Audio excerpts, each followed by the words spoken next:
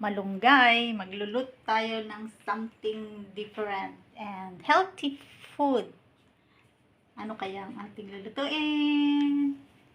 Malalaman natin mamaya. 1 large egg.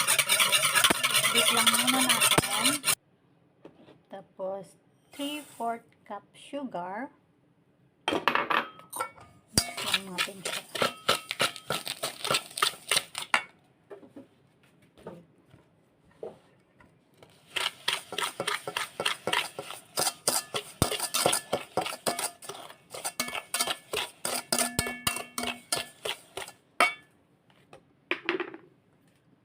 Then 1/4 cup melted butter.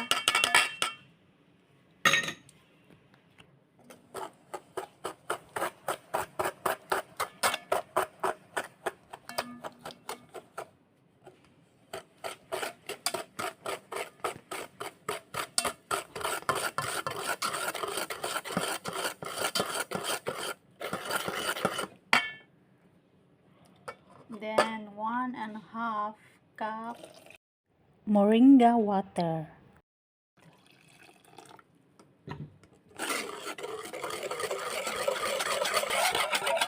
Okay, next 2 tablespoon baking powder, half cup powdered milk, 2 cup all-purpose flour.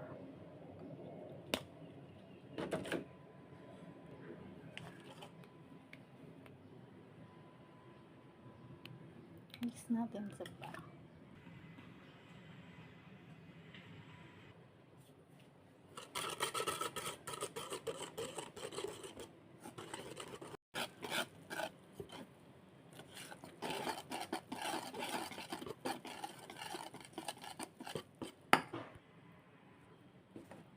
Shift natin.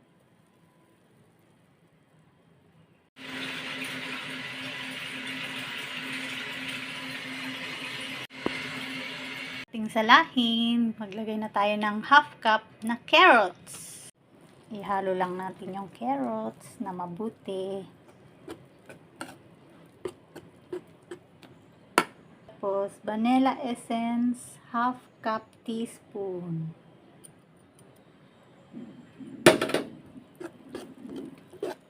Ayan.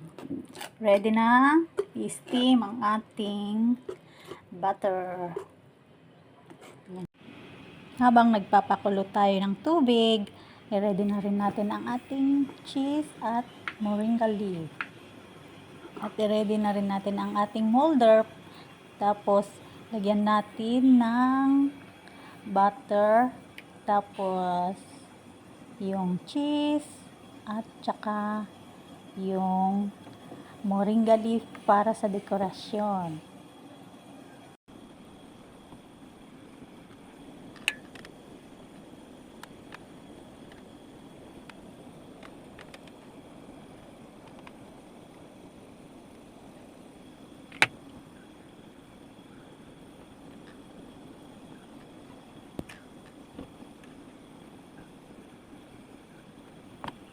At ilagay natin sa steamer at steam natin ng about 10 to 12 minutes.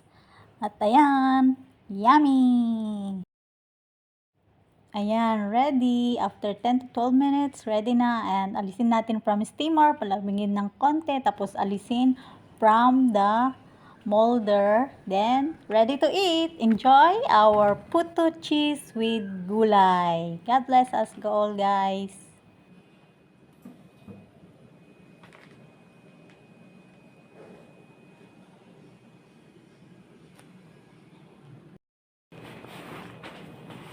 So, kaluluto lang.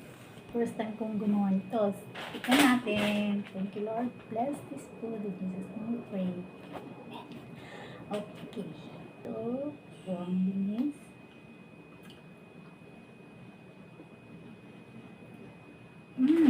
Sarap.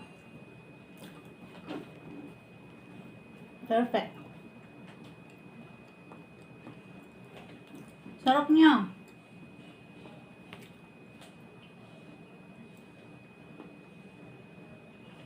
Sarap.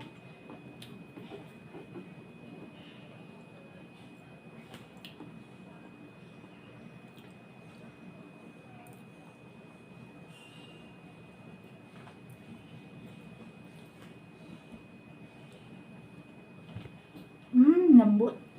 Sarap. So, ayan. Success. Order na kayo, guys. Wow! Puto with cheese, with gulay. Healthy.